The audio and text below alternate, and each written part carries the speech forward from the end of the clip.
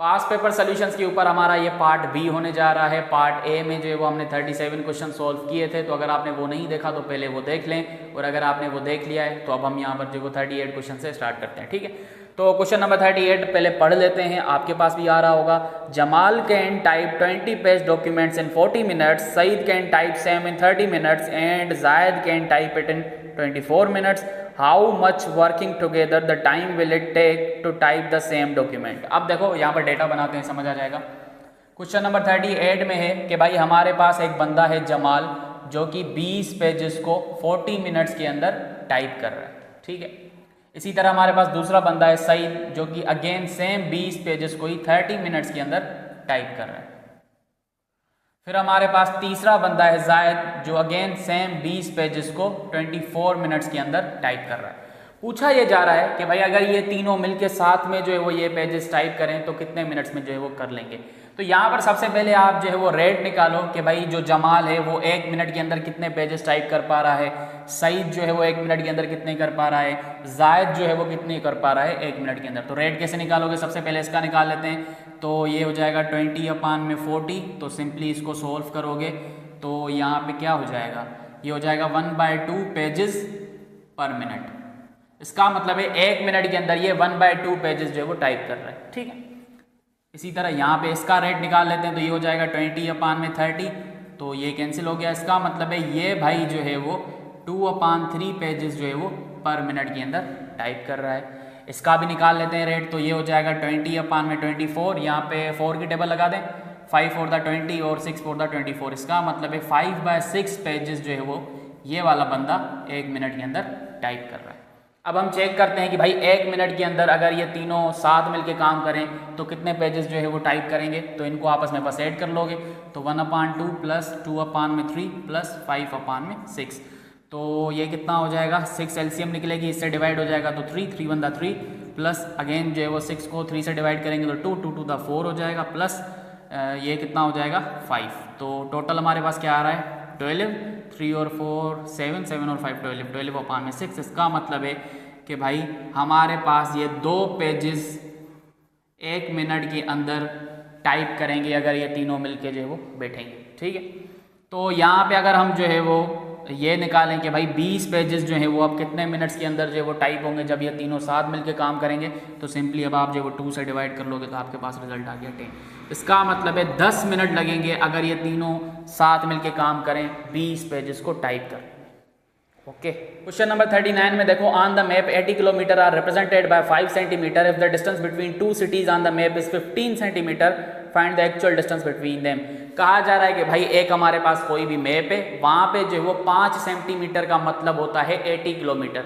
तो हमें बताओ कि भाई 15 सेंटीमीटर का क्या मतलब होगा। तो भाई बड़ा आसान सा क्वेश्चन है। यहाँ पर देखो क्वेश्चन नंबर 39 में है कि भाई एक मैप है, वहां पे 5 सेंटीमीटर का मतलब होगा 80 किलोमीटर।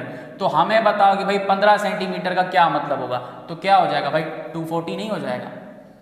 देखो 5 का मतलब क्या है 80, तो अगर मैं इसमें +5 मजीद जो है वो लेट सपोज ट्रेवल करूंगा तो ये भी क्या हो जाएगा प्लस का 80। अगर मैं इसमें मजीद +5 जो है वो ट्रेवल करूंगा तो इसका मतलब है प्लस का 80।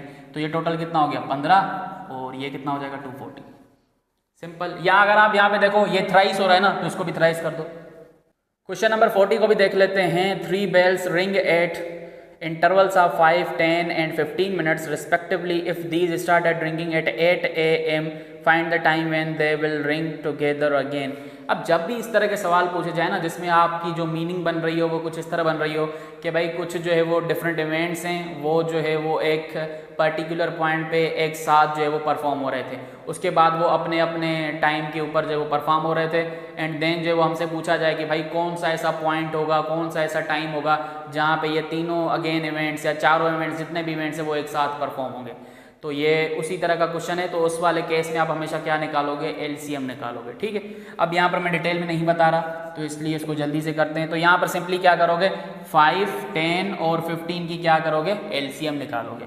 तो यहाँ पर हम इसकी एलसीएम निकाल लेते हैं, इसको थोड़ा सा ऊपर रख देते हैं। तो यहाँ पर सिंपली जस्ट 5 की लगेगी टेबल, पहले 2 की लगेगी सॉरी, तो ये सेम, ये 5 टाइम, ये 15 सेम। 3 की टेबल लगेगी, अब ये 5, ये 5, ये 5 टाइम। अब यहाँ पर 5 की टेबल लगा लो। तो एलसीएम क्या आएगी हमारे पास 2 3 द 6, 6 5 द 30। अब देखो यहाँ पर ये मिनट्स में है ना, तो ये भी एलसीएम किस में आएगी, मिनट्स में।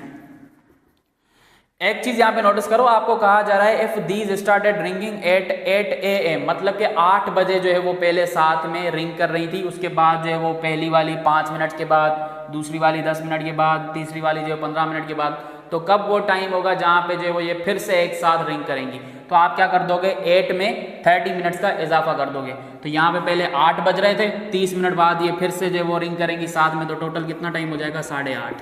ठीक है, 8 में जब 30 मिनट का इजाफा करोगे, क्लॉक क्या होता है जो हमारा ये टाइम बताता है, वो आवर्स में होता है ना, तो उसमें मैंने 30 मिनट्स ऐड कर दिया 8 में, तो कितना हो जाएगा टाइम, 8:30 बजे। तो इसका मतलब है 8:30 AM को जो वो ये साथ में अगेन रिंग करेंगी। ठीक है, तो ऑप्शन यहाँ पे भी मैंने ऑप्शन नहीं लगाया शायद, इसका ऑप्शन हो जाएगा C 39 में, और यहाँ पे 40 में हो जाएगा A।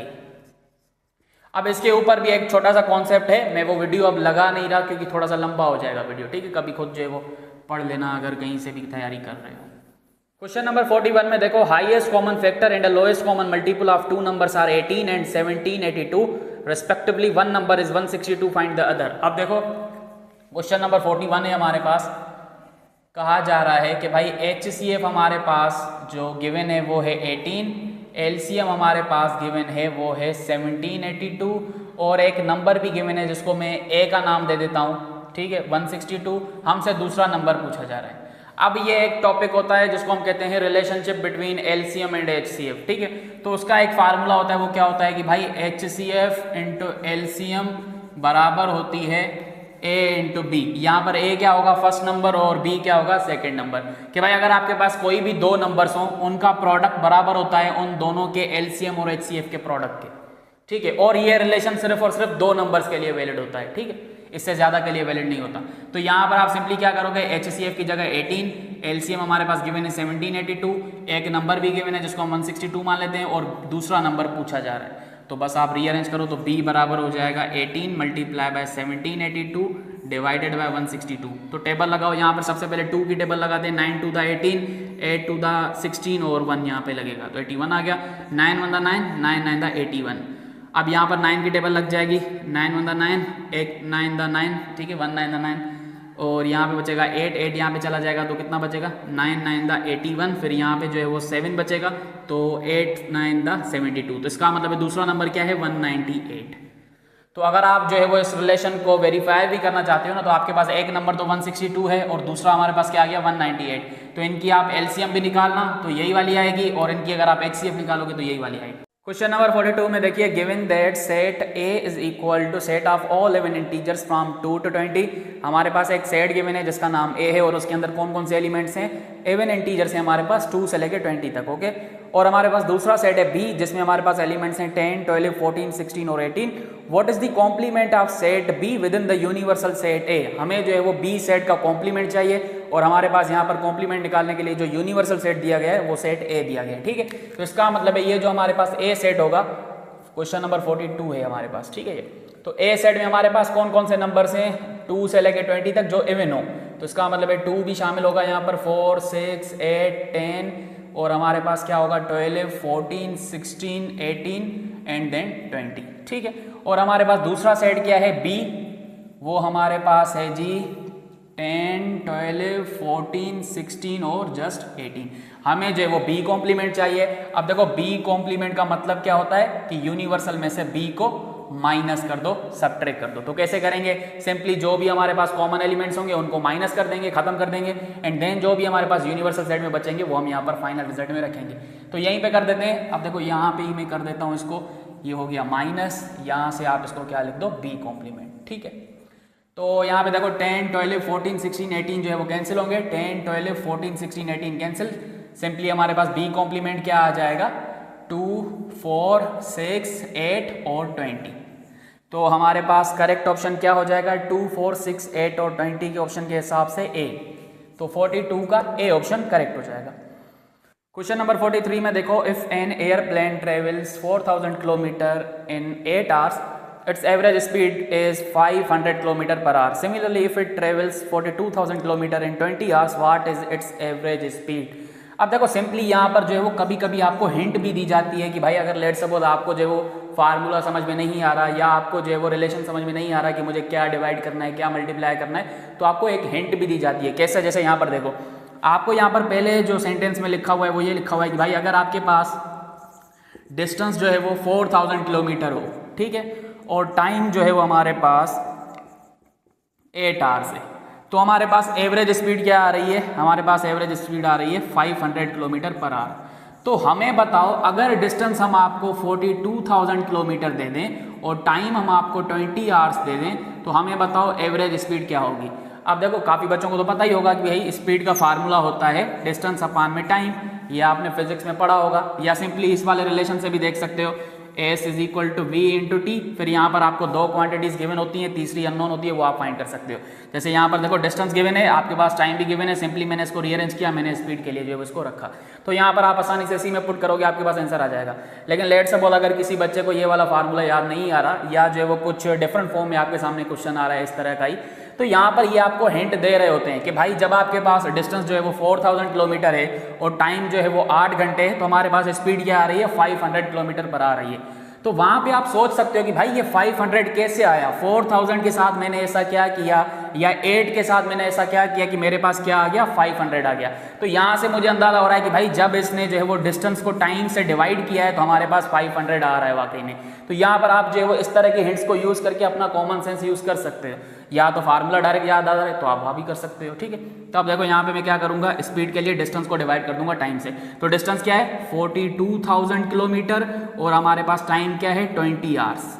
तो सिंपली टेबल लगाओ, ये जीरो इसके साथ कैंसिल, 2 1 2, और यहाँ पे 21 टाइम लगेगी टेबल, और डबल जीरो भी आएगा। तो इसका मतलब स्पीड क्या आ रही है? 2100 किलोमीटर पर आवर। सिंपल। आपके पास जो ऑप्शन है वो क्या हो जाएगा? बी। ओके अब देखो, यही वो पॉइंट्स होते हैं, बहुत सारे कॉन्सेप्चुअल पॉइंट्स, जैसे मैंने बीच में वीडियो भी लगाया था पार्ट ए के अंदर, जब आपको कोई मैं टेक्निकल क्वेश्चन करवा रहा था। तो यही वो चीज़ें हैं जो मैं थ्योरी में कवर करवा रहा होता हूँ, और आप लोगों को भी रिकमेंड करता हूँ कि भाई पहले थ्योरी पढ़ा करें, कॉन्सेप्ट पढ़ा करें, फिर जब इस तरह की सिचुएशंस आती हैं ना हमारे पास एमसीक्यूज में या आगे भी आप देखोगे, तो वहाँ पर आपको कोई कन्फ्यूजन नहीं होती, ठीक है। बाकी अगर कोई डायरेक्टली जो है वो एमसीक्यूज कर रहा होगा, तो भाई वो यहाँ पे, या कभी कोई ऐसा आगे क्वेश्चन आएगा आप देखोगे वहाँ पे डायरेक्टली फंस जाएगा, अगर उसने थ्योरी अच्छे से कवर नहीं की हुई, ठीक है। अच्छा जी, क्वेश्चन नंबर 44, मैं पेन भी चेंज कर दूँ और इसको मिटा देता हूँ, तब तक आप इसका स्क्रीनशॉट ले लो। क्वेश्चन नंबर 44 को देख लेते हैं भाई। If 1 root of 4x square plus 7hx minus h square plus 9 is equal to 0 is 0, then h is what. आपसे कहा जा रहा है कि भाई आपके सामने ये जो इक्वेशन लिखी हुई है, सबसे पहले मैं इसको लिख देता हूँ जल्दी से, 4x square plus 7hx minus h square plus 9 is equal to 0। ये जो आपके सामने इक्वेशन लिखी हुई है, इसका एक रूट जो है वो 0 है, तो हमें बताओ कि भाई h की वैल्यू क्या होगी। अब देखो, किसी भी इक्वेशन का रूट, या जो आप बोलते हो 0, या आप जो है वो बोलते हो सोल्यूशन, उसका मतलब क्या होता है कि भाई जब आप उस इक्वेशन में पुट करोगे तो वो उस पर क्या होगी? सेटिस्फाई होगी। तो सिंपली अगर 0 इसका रूट है, तो हम जो है वो x की जगह 0 पुट करें, तो इसके अंदर जो सेटिस्फेक्शन है वो होनी चाहिए इक्वेशन की, तो हम यहाँ पर जो है वो 0 पुट कर देते हैं। तो क्या हो जाएगा? 0 स्क्वायर प्लस 7h, यहाँ पे 0 माइनस h स्क्वायर अपनी जगह पे, यहाँ पे 9। तो यहाँ पे देखो ये 0 हो जाएगा, ये भी 0 ही हो जाएगा, क्या बचेगा? Minus h square plus 9 is equal to 0, ठीक है। तो यहाँ पे मैं h स्क्वायर को वहाँ पे लेके जाऊँगा, तो क्या हो जाएगा? 9 is equal to h square. तो सिंपली दोनों साइड आप क्या करोगे? रूट लोगे, तो आपके पास ये तो कैंसिल हो जाएगा, बाकी क्या बचेगा? h is equal two plus minus 3, ठीक है। तो यहाँ पर आपके पास ऑप्शंस में h के लिए दोनों वैल्यूज गिवन है, तो आप जो है वो दोनों कंसीडर करोगे। इक्वेशन में आप हमेशा दोनों कंसीडर करते हो जब भी आपके सामने कोई स्क्वायर रूट की कंडीशन आती है, ठीक है। तो यहाँ पर हमारे पास करेक्ट ऑप्शन हो जाएगा डी। क्वेश्चन नंबर 45 में देखो, if w visits cost $d, मेरे ख्याल से ये विजिट हम किस को कहते हैं, कोई गैजेट होता है शायद, उसी को कहते हैं। Then at this rate how many dollars will 2000 visits cost. अब देखो, कहा जा रहा है आपसे कि हमारे पास जो w विजिट्स हैं वो $d जो है वो उनकी कीमत है, आप ये समझो। तो हमें इस रेट पे बताओ कि 2000 विजिट्स की कीमत जो है वो क्या होगी। अब देखो यहाँ पर अगेन वही जो मैंने आपको टेक्निक बताई थी कि भाई ये क्वेश्चन नंबर कौन सा होगा? Question number 45। अगर w विजिट्स जो है वो $d कॉस्ट कर रहे हैं, तो हमें बताओ a की कितनी होगी। सबसे पहले इसके ऊपर आते हैं, तो यहाँ पर ये क्या हो जाएगा? d अपान में w, सही है। लेट्स सपोज आप कहते हो कि भाई मेरे पास जो है वो 100 विजिट्स की कीमत जो है वो 10,000 है, ठीक है।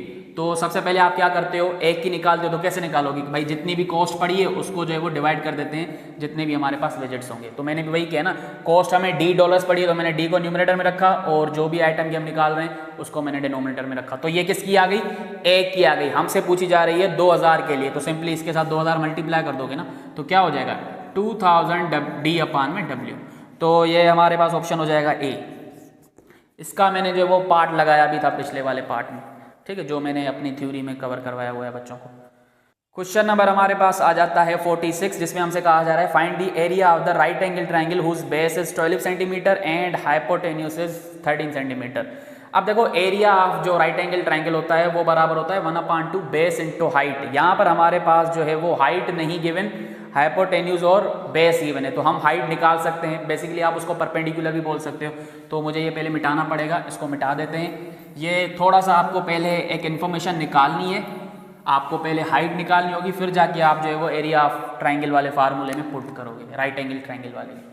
तो क्वेश्चन नंबर ये होगा 46। अब देखो 46 में हमारे पास जो है वो बेस कितना गिवन है 12 और हमारे पास हाइपोटेन्यूज गिवन है 13 और हमसे एरिया पूछी जा रही है। और आपको पता है area of right angle triangle बराबर होती है 1/2 बेस इंटू हाइट। अब हमारे पास हाइट नहीं है तो सबसे पहले हाइट निकाल लेते हैं। कैसे निकालेंगे, अब देखो मैं यहाँ पर जो है वो कोई भी एक राइट एंगल ट्रायंगल बनाता हूँ, जैसे मैंने यहाँ पर बना दिया। राइट एंगल ट्रायंगल क्या होता है कि भाई ऐसा ट्रायंगल जिसमें हमारे पास एक जो है वो एंगल 90 डिग्री का बन रहा हो, जैसे यहाँ पर बन रहा है।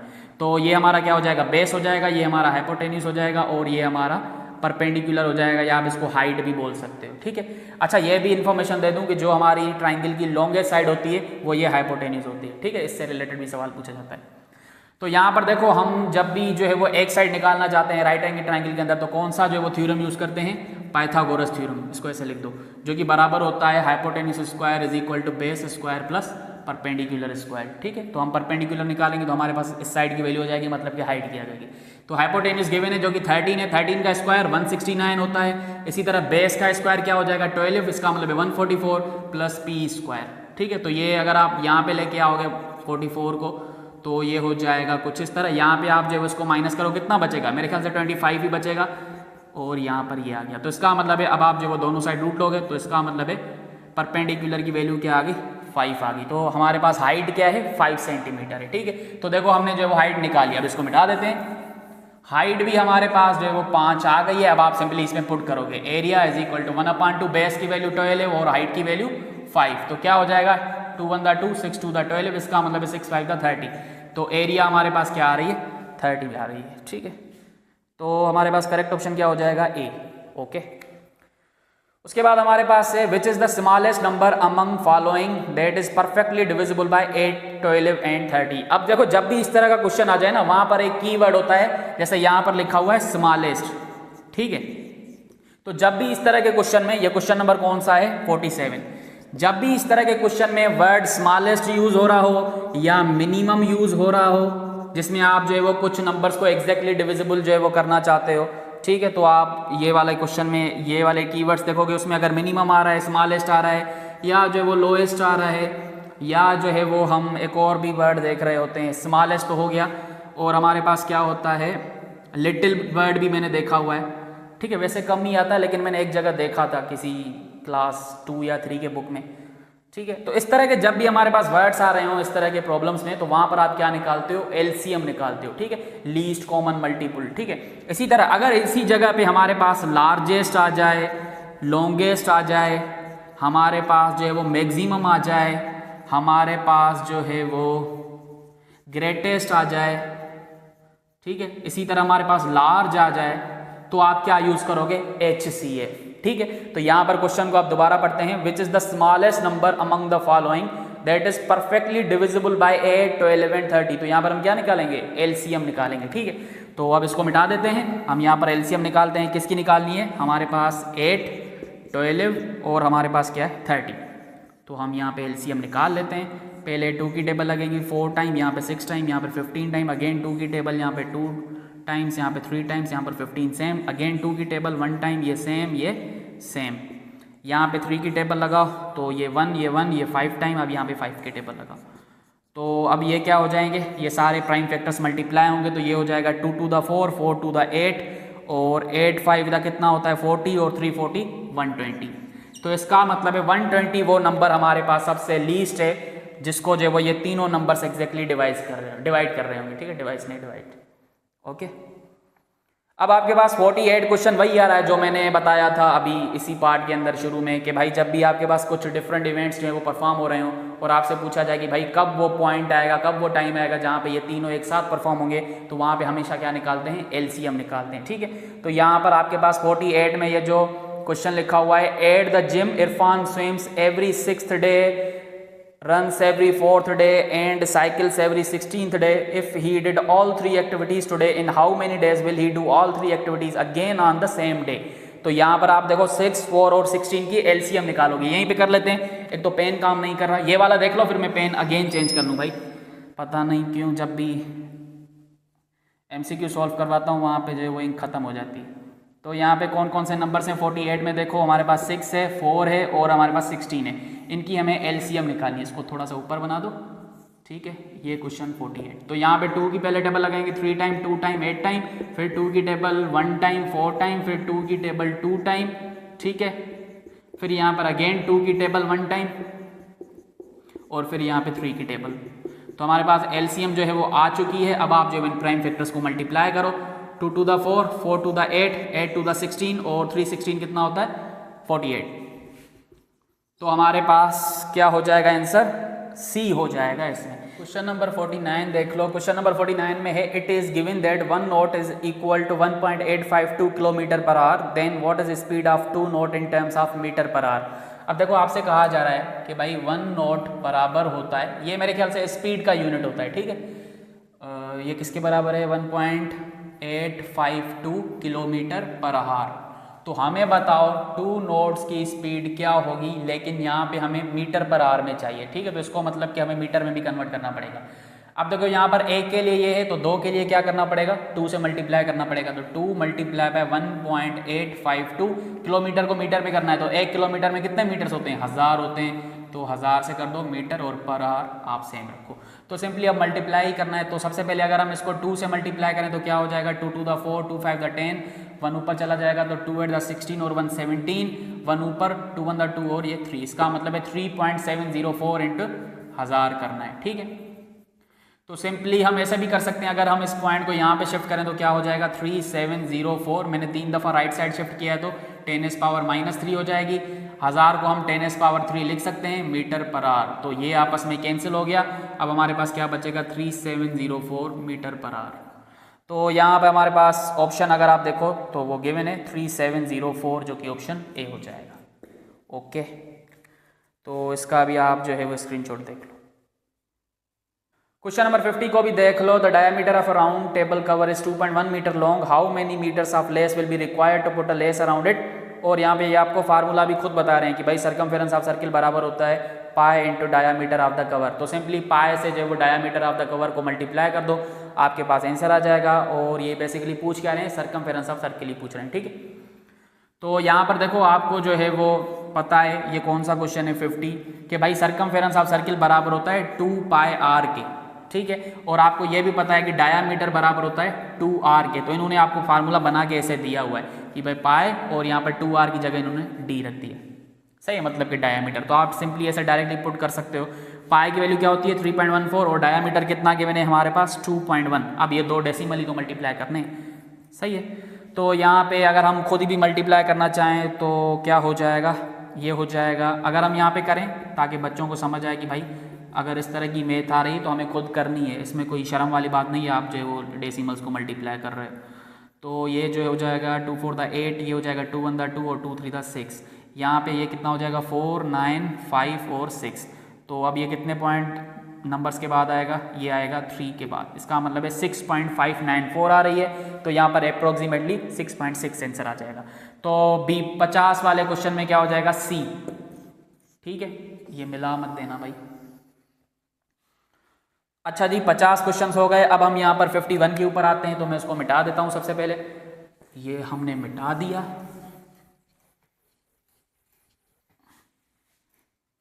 अच्छा जी, ये बंद क्यों हो रहा है, क्वेश्चन नंबर 51 में देखो हमें एक ट्रांसलेशन गिवन है, which verbal expression is represented by 1/2n-3। अब देखो यहाँ पर मैं आपको समझाने के लिए एक एक ऑप्शन के लिए कर रहा हूँ। क्वेश्चन नंबर 51 में देखो ए की अगर हम यहाँ पे मैथमेटिकल एक्सप्रेशन बनाएं 1/2n डिक्रीज्ड बाय 3, मतलब के 1/2n मतलब के n को हाफ करो। हाफ कैसे करते हैं, या तो उसे डिवाइड बाय 2 करो या उसे मल्टीप्लाई बाय 1/2 करो, ठीक है। डिक्रीज का मतलब होता है माइनस और 3 करना है यहाँ पे। तो ये ए की ट्रांसलेशन क्या बन रही है कि भाई 1/2n डिक्रीज्ड बाय 3। तो क्या ये मैच कर रहा है हमारे पास क्वेश्चन से? नहीं कर रहा, तो इसका मतलब ऑप्शन ए नहीं होगा। बी को चेक कर लेते हैं, 1/2n सब्ट्रैक्टेड बाय 3, इसका मतलब है 1/2n सब्ट्रैक्टेड बाय का भी मतलब होता है माइनस और 3। ये भी सेम बन गई, इसका मतलब है बी भी काम नहीं कर रहा। सी के ऊपर आ जाओ, सी क्या कह रहा है, the difference of 1/2n and 3, the difference of 1/2n and 3, इसका मतलब है कि भाई 1/2n और 3 का डिफरेंस। तो ये भी अगेन सेम बन गई, तो ये भी नहीं है ऑप्शन। डी पर आ जाओ, डी पर क्या लिखा हुआ है, 1/2 the difference of n and 3, मतलब कि पहले आप n एंड 3 का डिफरेंस निकालो, देन इनको 1/2 करो, इसका मतलब है उनको हाफ कर दो, डिवाइडेड बाय 2 कर दो। तो इस पूरी चीज को ऐसे लिख सकते हैं 1/2n-3।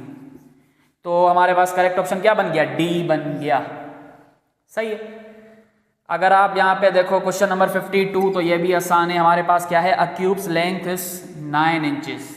अब एक हमारे पास परफेक्ट क्यूब होगा तो उसका वॉल्यूम क्या होता है, सिंपली आप जो है वो लेंथ को क्यूब कर दो, या अगर आप ऐसे लिख रहे हो length into breadth into height, तो आप ऐसे भी कर सकते हो। तो सिंपली 9 का क्यूब क्या होता है, मेरे ख्याल से 7 to 9 ही होता है, और ऑप्शन भी के मैंने, तो क्या हो जाएगा option C. Okay. Question number 53 में देखो, area of a parallelogram with base length 10 centimetre and height 3 centimetre is 3 centimetre square. अब देखो यहाँ पर भी ये आपको हिंट दे रहा है कि भाई एरिया ऑफ पैरेललोग्राम जो है वो हमारे पास 30 सेंटीमीटर आ रही है, जब हमारे पास लेंथ जो है वो बेस वाली 10 है और हाइट जो है हमारे पास 3 है। तो हमें बताओ what is the base length of a parallelogram if it's area is 26 centimetre square and height is 2 centimetre. आपसे जो है वो कहा जा रहा है, ये हमारे पास क्वेश्चन होगा 53, कि भाई एरिया हमारे पास पैरेललोग्राम की आ रही है 26 सेंटीमीटर स्क्वायर और हमारे पास हाइट जो है वो 2 सेंटीमीटर है। तो हमें बताओ बेस लेंथ क्या होगी। और आप देखो आपके पास ऊपर से हिंट भी गिवन है एक एक्स्ट्रा इन्फॉर्मेशन के तौर पर, ताकि आपको जो है वो रिलेशन बनाने में आसानी हो, अगर फार्मूला याद नहीं आ रहा, कि भाई area of a parallelogram with base length 10 centimetre and height 3 centimetre is 30 centimetre square. अब देखो ये 30 एरिया कैसे आ रही है, जब हम बेस और हाइट को आपस में मल्टीप्लाई कर रहे हैं। तो यहाँ से हमें पता चल गया कि भाई एरिया ऑफ पैरेललोग्राम किसके बराबर होता है, बेस इंटू हाइट के। ठीक है, हर दफा हिंट नहीं देंगे, कभी कभी देंगे। तो यहाँ पे देखो हमारे पास क्या पूछा जा रहा है, बेस बताओ जब आपके पास एरिया और हाइट गिवन हो। तो सिंपली एरिया की जगह 26 रखो, बेस हमसे पूछा जा रहा है, हाइट हमारे पास 2 सेंटीमीटर गिवन है। तो सिंपली टेबल लगाओ 2 1 2 और यहाँ पे 13 टाइम लगेगी। तो इसका मतलब हमारे पास बेस क्या है, 13 आ गया।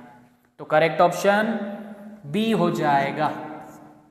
ओके, अच्छा जी, उसके बाद हमारे पास क्या है 54 क्वेश्चन में हमें जो है वो 2 इक्वेशंस गिवन है, हमें जो है वो y की वैल्यू निकालनी है। तो अब आप ये साइमल्टेनियसली सॉल्व कर सकते हो। इसको सॉल्व करने के लिए मुझे ये मिटाना होगा, ठीक है, क्योंकि भाई मैं एक साइड यूज़ कर सकता हूँ बोर्ड की, दूसरी साइड मुझे क्वेश्चन लगाना होता है एडिटिंग के दौरान। सही है, तो यहाँ पर आप स्क्रीनशॉट लेते जाओ। क्वेश्चन नंबर 54 पे आ जाओ। हमारे पास 2 इक्वेशन गिवन है, एक हमारे पास 2x + y = 10 गिवन है और हमारे पास 3x + y = 10 गिवन है, और दूसरी इक्वेशन हमारे पास x - 4y = -1 गिवन है। अब देखो साइमल्टेनियसली कैसे सॉल्व करोगे, आप जो है वो कोशिश करो किसी एक वेरिएबल को एलिमिनेट करने की, या सब्स्टिट्यूशन मेथड भी आप यूज़ कर सकते हो। सब्स्टिट्यूशन मेथड यूज़ कर लेते हैं, वो कैसे होगा, लेट्स सपोज इसको इक्वेशन 1 मान लो और इक्वेशन 2 मान लो। मैं क्या करता हूँ, फ्रॉम इक्वेशन 2 x - 4y = -1, मैं x को सेपरेट करता हूँ, तो x = -1 + 4y हो जाएगा। ठीक है, तो यहां पे अब इसको आप इक्वेशन 3 का नाम दे दें। सही है, वैसे इसकी जरूरत पड़ेगी नहीं। तो यहां पे अब देखो x की वैल्यू क्या आ गई, -1 + 4y। इसको मैं इक्वेशन नंबर 1 में पुट करता हूं, तो यहां पे क्या लिखूंगा, पुट इक्वेशन 3 इन इक्वेशन 1। अब देखो समझाने के लिए मैं लिख रहा हूं, पेपर में तो लिखने की जरूरत नहीं है, आप जो सोल्व करते जाओगे। तो क्या हो जाएगा, 3x की जगह मैं रखूंगा -1 + 4y + y = 10। अब देखो सारा जो है वो क्वेश्चन y के फॉर्म में आ गया, आपके पास y की वैल्यू आ जाएगी। तो ये हो जाएगा -3 + 4 3 12y + y = 10। 3 को वहाँ पे लेके जाओ और ये आपस में ऐड कर दो तो 13y, और वो भी हो जाएंगे आपस में 13। तो अब यहाँ पे टेबल लगाओ, y की वैल्यू 1 आ रही है। वेरीफाई करना है तो किसी भी इक्वेशन में जो है वो आप y की वैल्यू पुट करो और यहाँ से जो है वो आप x की वैल्यू भी निकाल सकते हो आसानी से, ठीक है। अच्छा जी, ये हमारे पास ऑप्शन ए हो जाएगा, सिंपल। ओके, तो इसका आप स्क्रीनशॉट ले लो। क्वेश्चन नंबर 55 में देख लो, Zainab planted a circular herb garden in her backyard with a diameter of 14 feet. She will place border around the edge of the garden. इसका मतलब है सर्कमफेरेंस की बात कर रहा है, बॉर्डर से आपको आइडिया हो रहा है। सर्कमफेरेंस ऑफ सर्किल, इसका मतलब है पेरीमीटर, ठीक है। पेरीमीटर क्या होती है, बाउंड्री होती है, तो उसको हम सर्किल्स में जो है वो सर्कमफेरेंस कह रहे होते हैं। तो जब भी इस तरह की वर्डिंग आ जाए ना, बॉर्डर हो गया, एज हो गया, या जैसे लेस का वर्ड था पिछले वाले क्वेश्चन में, तो इसका मतलब क्या होता है, पेरीमीटर, बाउंड्री, सर्कमफेरेंस। अच्छा जी, how many feet of border material will Zainab need to purchase to put around the edge of the garden. अब सिंपली सर्कमफेरेंस ऑफ सर्किल ही पूछ रहा है, ठीक है। तो यहाँ पे अब सिंपली आप क्या करोगे, सर्किल किस लिए बात कर रहा हूँ, क्योंकि यहाँ पर सर्कुलर जो है वो क्या कहते हैं, गार्डन वो बना रही है, ठीक है। तो यहाँ पर हमारे पास सर्कमफेरेंस ऑफ सर्किल बराबर होता है 2 पाई r के, और यहाँ पर आपको जो है अब डायामीटर गिवन है 14, और आपको पता है डायामीटर क्या होता है, ट्वाइस ऑफ रेडियस होता है ना। d is equal to 2r तो पढ़ा होगा, तो d की जगह मैंने 2r रख दिया, यहाँ पे 14, इसका मतलब हमारे पास रेडियस क्या आ गया, 7 आ गया। तो सिंपली यहाँ पर i की वैल्यू पुट कर सकते हैं, r की वैल्यू, सॉरी मैं i बोल गया, r की वैल्यू 7 पुट कर सकते हैं, और पाई हमें पता है 3.14 बराबर होता है, तो यहाँ पे कर सकते हैं। तो ये हो जाएगा 2 मल्टीप्लाई बाई 2, 3.14 मल्टीप्लाई बाई 7, ठीक है। तो यहाँ पे इसने जो है वो पूरा ही सॉल्व किया, तो करना पड़ेगा हमें भी। अब ये हो जाएगा 3 4 द 8, और ये कितना हो जाएगा, sorry 2 4 the 8, 2 1 the 2, 2.23 the 6 multiply by 7। अब जो है वो 7 से मल्टीप्लाई करो, 7 8 द 42, तो 4 यहाँ पे चला जाएगा, 7 2 द 14 और 4 18, इसका मतलब 1 ऊपर चला जाएगा, 7 6 द 42 और 1 43, 43.82 आंसर आ रहा है। तो यहाँ पे अप्रोक्सीमेशन में जो लिखा हुआ है, तो इसका मतलब है 43.82 को अगर आप अप्रोक्सीमेट राउंड ऑफ करोगे तो 44 आएगा। तो करेक्ट ऑप्शन सी हो जाएगा। ओके, क्वेश्चन नंबर 56 में देखो, Jesmino works at lodge and earns $200 per week plus 3% commission of any amount of merchandise sold over $1000।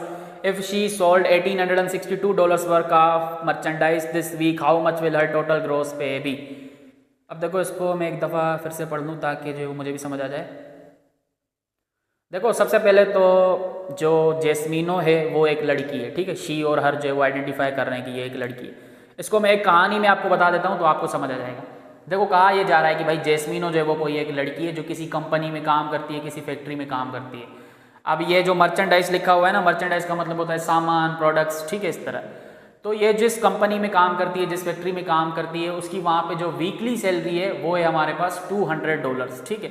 और इसको ये भी कहा गया है कि भाई किसी भी हफ्ते में अगर तुमने जो है वो $1000 से ज़्यादा की जो है वो सेलिंग की होगी तो हम उस पर आपको जो है वो 3% कमीशन देंगे। तो एक हफ्ता हमारे पास एक ऐसा आया है जिसमें इसने जो है वो $1862 का जो है वो सामान सेल किया है। तो हमें बताओ उस हफ्ते इसकी जो है वो टोटल इनकम कितनी बनी होगी। अब देखो, यहाँ पर इंटरेस्टिंग सवाल है, वैसे अच्छा लगा ये मुझे। Question number 56। अब देखो, यहाँ पे इसकी जो वीकली सैलरी है वो तो इसको हर हफ्ते मिलती है भाई $200, ठीक है। अब एक हफ्ता ऐसा आया है जिसमें इसने जो है वो 1862 जो है वो डॉलर्स का जो सामान है वो सेल किया है। और इसको जो है वो कहा गया था कि भाई अगर किसी हफ्ते में 1000 से ज़्यादा जो है वो आपने एक्स्ट्रा कुछ जो है वो सेलिंग की है तो उस पर आपको 3% कमीशन मिलेगा। तो अगर आप देखो यहाँ पे, अगर हम इसमें से 1000 चलो माइनस कर देते हैं तो यहाँ पे कितना बचेगा, 862। तो इसका मतलब है ये जो इसने 862 एक्स्ट्रा सेलिंग की है उस हफ्ते, इस पर इसको अब जो है वो 3% कमीशन भी मिलेगा। तो 3% इसका निकाल लेते हैं, क्या होगा, 3% ऑफ 862, ये हो जाएगा 3/100 मल्टीप्लाई बाई 862। यहाँ पे जो है वो टेबल लगाओ, 50 टाइम लगेगी, यहाँ पे लगेगी 4 3 1 टाइम लगेगी, ठीक है। अब यहाँ पर मजीद टेबल लग सकती है, चलो 3 को मल्टीप्लाई कर दो, 3 1 द 3, 3 3 द 9 और 3 4 द 12। इसका मतलब है 1293/50। अब यहाँ पर इसको डिवाइड कर लो, तो यहाँ पे कर लेते हैं 1293 को 50 से डिवाइड करते हैं तो कितना बनेगा, 2 टाइम टेबल लगेगी तो 100 आएगा, यहाँ पे बचेगा 29। 3 नीचे आ गया तो कितनी टेबल लगेगी, 5 टाइम्स, तो अब ये आ गया 290 250। अब यहाँ पे कितना बचेगा, 43। पॉइंट लगाएंगे तो यहाँ पे आ जाएगा 0। अब यहाँ पर 50 से जो है वो इसको करो तो कितना होगा, 8 होगा। 8 टाइम्स लगेगी, इसका मतलब है 400 आ जाएगा। अब यहाँ पे जस्ट 30 बचेगा, अगेन हम जो वो 0 दे सकते हैं, तो यहाँ पे कितना हो जाएगा, ये हो जाएगा, अगर मैं आंसर को भी देखता जो ऑप्शंस में मैच कर भी रहा है या नहीं कर रहा है, भाई हम सही जा रहे हैं। तो मैंने 0 जो वो लगाया डेसिमल की वजह से, क्योंकि एक डेसिमल पर हम 3 दफ़ा 0 लगा सकते हैं। तो अब ये 6 टाइम टेबल लग रही है 300, तो ये आ गया। तो इसका मतलब है इसको जो है वो $25.86 जो है वो मज़ीद अब इस हफ्ते मिलेंगी अपनी सैलरी के साथ।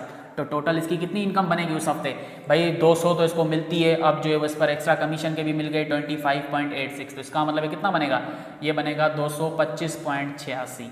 इसका मतलब है भाई उस वीक जो है वो इसको इतने डॉलर्स मिलेंगे। ठीक है, अच्छा कमा रही है भाई। तो correct option B. Okay, screenshot ले लो, अच्छा क्वेश्चन है। क्वेश्चन नंबर 57 में देखो, the sum of the measures of the angle of any triangle is 180। ये तो हमें पता है। In triangle ABC, angle A and B have the same measures while angle C is 57 larger than the other two angles. Find the measure of angle C.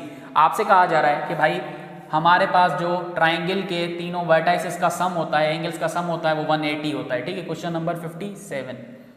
ए और B के पास जो है वो सेम मेजरमेंट है, इसका मतलब है ए जो है वो बी के बराबर है, तो आप जो है वो ए की जगह बी रखो या बी की जगह ए रखो, एक ही बात है। ठीक है, लेकिन जो सी है वो 57 plus any of this angle जो है वो आप रख सकते हो। मतलब कि जो हमारे पास ये सेम है उनमें से जो है वो आप एक एंगल पकड़ो और उसमें 57 को ऐड करो तो आपके पास तीसरा एंगल बनेगा। तो मैंने सी को जो है वो 57 प्लस ए कंसीडर कर लिया। ठीक है, या मैं बी भी कंसीडर कर सकता था, आपकी मर्जी है। तो हमें जो है वो सी की जो है वो मेजरमेंट बताओ। सिंपली आप क्या करो, इस पूरे को जो है वो ए के फॉर्म में लिख दो, आपके पास ए आ जाएगा, देन आप जो है इसमें पुट करोगे, आपके पास तीसरे एंगल की वैल्यू आ जाएगी। तो यहाँ पर देखो ए की जगह ए ही रख सकते हैं, बी जो है वो ए के बराबर है तो इसकी जगह ए रख दिया, सी जो है वो 57 प्लस ए के बराबर है, तो ये 180 हो गया।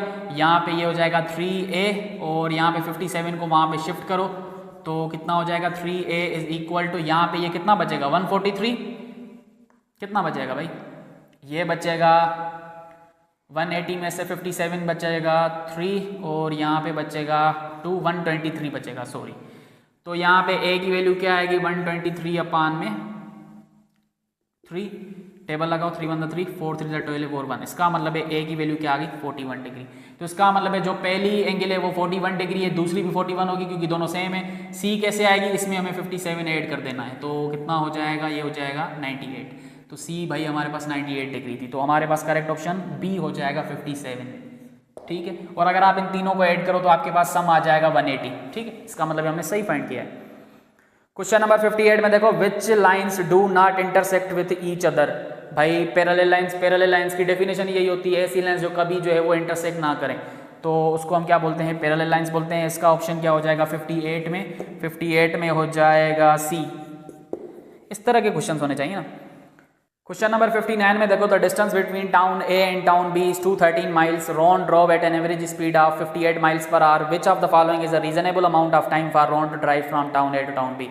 अब देखो ये इतना सिंपल सा क्वेश्चन है, यहाँ पे देखना मैं कैसे करता हूँ।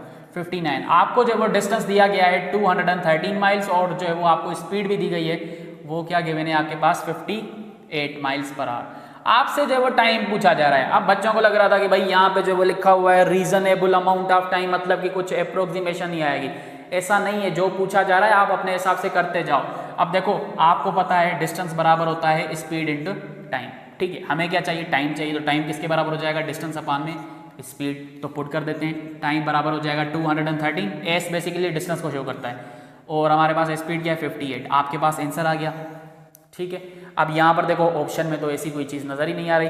भाई ये क्या है, एक इम्प्रॉपर फ्रैक्शन है। आपके पास ऑप्शंस किस में लिखे हुए हैं, होल फ्रैक्शंस में लिखे हुए हैं, मिक्स फ्रैक्शन में लिखे हुए हैं, तो आप कन्वर्ट कर सकते हो ना। कैसे करते हो, इम्प्रॉपर को होल में, या ऑप्शंस को भी देख के आप कर सकते हो कि भाई होल को जो है इम्प्रॉपर में कन्वर्ट करके देखता हूँ, हमारे पास जो है वो ये वाला अगर आ गया तो इसका मतलब वो ऑप्शन करेक्ट है। लेकिन यहाँ पर 3 ऑप्शन को जो वो बैठ के करोगे तो इससे अच्छा इसी को डायरेक्टली कर लो।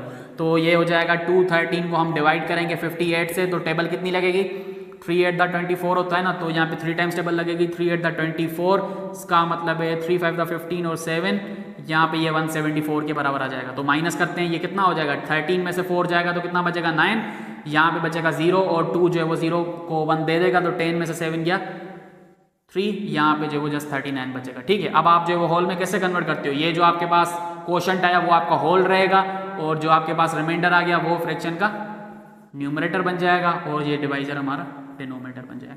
तो ये हमारे पास होल में कैसे लिखा जा सकता है, 3 होल 39 अपान में 58। तो क्या ये ऑप्शन में नजर आ रहा है 3 होल 39 अपान में 58? जी सर नजर आ रहा है। तो ऑप्शन तो था ना भाई, आपने जो रिजल्ट निकाला है वो ऑप्शन में था। ठीक है, यहाँ पे जो है वो 59 में ए हो जाएगा। ओके, क्वेश्चन नंबर 60 में देखो, what percent represents a ratio of 18 to 20। आपसे कहा जा रहा है 60 के अंदर कि भाई 18:20 को जो है वो परसेंट में कन्वर्ट करो। 18:20 का मतलब क्या होता है, इसका मतलब होता है भाई 18 अपान में 20। सही है। अब हमें इस फ्रैक्शन को परसेंटेज में कन्वर्ट करना है, तो किसी भी फ्रैक्शन को परसेंट में कन्वर्ट करना है तो मल्टीप्लाई बाय 100 कर देते हैं। तो इसको मल्टीप्लाई बाय 100 करोगे तो क्या हो जाएगा, ये 0 कैंसिल, 2 1 2 और 5 2 10। तो 5 को 18 से करोगे तो कितना बनेगा, 5 8 40, 4 ऊपर चला जाएगा, 5 1 5 और 4 9, इसका मतलब है 90 आ गया। तो कितनी बनेगी, 90%। सही है, option D. Okay, question number 61 भी देख लो भाई। क्वेश्चन नंबर 61 में कहा जा रहा है कि भाई एक पॉइंट है हमारे पास जिसको आप जो है वो ऑर्डर्ड पेयर भी बोल सकते हो, ये कौन से जो है वो क्वाड्रेंट में आएगा। अब देखो आपने जो है वो रेक्टेंगुलर कोऑर्डिनेट सिस्टम देखा होगा, वो जो है वो कुछ इस तरह होता है। ठीक है, इसको आप क्या बोलते हो, एक्स एक्सिस बोलते हो। ठीक है, और इसको आप क्या बोलते हो, वाई एक्सिस बोलते हो। एक्स एक्सिस और वाई एक्सिस आपस में क्या होते हैं, परपेंडिकुलर होते हैं, क्योंकि यहाँ पर 90 का एंगल बन रहा होता है। ठीक है, ये भी पॉइंट आ सकता है। इस वाले आप क्वाड्रेंट को बोलते हो, ये जो पोर्शन है इसको आप बोलते हो फर्स्ट क्वाड्रेंट, और इस पोर्शन को आप क्या बोलते हो, सेकंड क्वाड्रेंट। इसको आप क्या बोलते हो, थर्ड क्वाड्रेंट, और इसको आप बोलते हो फोर्थ। ठीक है, फर्स्ट क्वाड्रेंट, ये जो हमारे पास फर्स्ट वाला जो है वो क्वाड्रेंट है, इसके अंदर ऐसे पॉइंट्स होते हैं जिसमें हमारे पास एक्स और वाई कोऑर्डिनेट्स दोनों पॉजिटिव होते हैं। सेकंड में हमारे पास एक्स कोऑर्डिनेट नेगेटिव होता है और वाई जो है वो पॉजिटिव होता है। थर्ड में भाई एक्स और वाई दोनों कोऑर्डिनेट्स नेगेटिव होते हैं, और फोर्थ में हमारे पास एक्स जो है वो पॉजिटिव होता है और वाई कोऑर्डिनेट हमारे पास क्या होता है, नेगेटिव होता है। तो आपसे कहा जा रहा है कि भाई ये जो हमारे पास पॉइंट है √3 और -√3, ये जो है वो किस क्वाड्रेंट में आएगा। अब आपको पता है कि भाई हमारे पास ऐसा कौन सा क्वाड्रेंट है जिसमें एक्स कोऑर्डिनेट पॉजिटिव हो और वाई कोऑर्डिनेट क्या हो, नेगेटिव हो। ठीक है, नेगेटिव है, तो ये कौन सा वाला होगा भाई। अगर आप देखो ये फोर्थ है, फोर्थ वाले में ऐसे पॉइंट्स आते हैं जिसमें हमारे पास एक्स कोऑर्डिनेट पॉजिटिव होता है और वाई कोऑर्डिनेट नेगेटिव होता है। तो इसका मतलब ये वाला पॉइंट कहाँ पे आएगा, इस वाले किसी रीजन में आ रहा होगा। तो हमारे पास ऑप्शन क्या हो जाएगा according to this, fourth quadrant. इसका मतलब है ऑप्शन डी। सही है, ये बेसिकली किसको शो कर रहा है, एक ऑर्डर्ड पेयर को शो कर रहा है जिसको आप एक्स कामा वाई लिख रहे होते हो। ठीक है, ये वो वाला पॉइंट है। अच्छा जी, क्वेश्चन नंबर 62 भी देख लो यहाँ पे। Solve the following equation for beta when 2 beta -5 is equal to 6 + 4 beta -11। ठीक है, बीटा या बी जो है वो क्या कहते हैं, बी मान लो जैसे मैंने कहा। ठीक है, अच्छा जी, 2 बीटा, मैं बीटा पढ़ रहा हूँ, अच्छा लगता है। 2 5 10, 6 + 4 बीटा -44। ठीक है, यहाँ पे प्लस है ना, प्लस है। अब देखो इसको वहाँ पे शिफ्ट करो तो ये हो जाएगा -10, और इसको यहाँ पे लिख कर आओ -6, इसको भी यहाँ पे लेके आओ प्लस का 44, 4 बीटा और -2 बीटा। ठीक है, ये कितना हो जाएगा, -10 और -6 कितना हो जाएगा, -16 + 44 = 2 बीटा। ठीक है, यहाँ पे हम क्या करेंगे, 2 कॉमन निकालते हैं तो क्या हो जाएगा, -8 + 22 बचेगा यहाँ पे, और ये 2 बीटा, 2 2 कैंसिल, हमारे पास बीटा क्या हो जाएगा, -8 + 22 के बराबर हो जाएगा। तो 22 में से जो वो 8 को माइनस करो कितना बचेगा, हमारे पास बीटा की वैल्यू आ जाएगी 14।